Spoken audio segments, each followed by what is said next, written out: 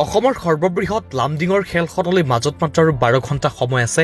10 তাৰিখে খেলখনৰ ফলাফল ঘোষণা কৰাব অৰ্থাৎ এটা দিন আপোনাৰ হাতত আছে কুপন ল'বলৈ আপুনি যদি এই খেলৰ কুপন লোৱা নাই তেন্তে পলম নকৰিব এই খেলৰ কুপন ল'বলৈ কাৰণ কুপনৰ সংখ্যা কমি আহিছে আৰু কুপন শেষ হ'ব আৰু 200 টাকৈ পুৰস্কাৰ এই খেলখনে ৰাখিছে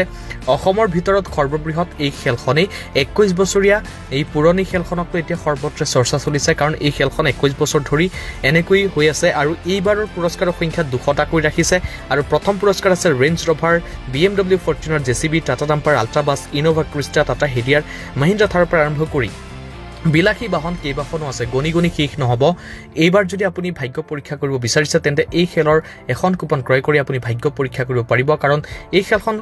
সবাতোতকৈ পুৰণি এখন খেল অসমৰ ভিতৰত যিখন খেল সম্পূৰ্ণ নিকাভাৱে হৈ আহিছে গতিকে পলম নকৰি আপোনাৰ হাতত মাত্ৰ কিছু সময় মুহূৰ্ত বাকি আছে কুপন ল'বলৈ পলম নকৰিব 10 তাৰিখে এই খেলৰ ফলাফল ঘোষণা কৰিব গৈ আছে চিতলাবাৰী মন্দিৰত সম্পূৰ্ণ লাইভ আপডেট আপোনালোকে গম পাব এই খেলৰ গতিকে পলম নকৰি স্ক্ৰীনত দিয়া নম্বৰত এতিয়াই যোগাযোগ কৰি এখন কুপন এতিয়াই লৈ লওক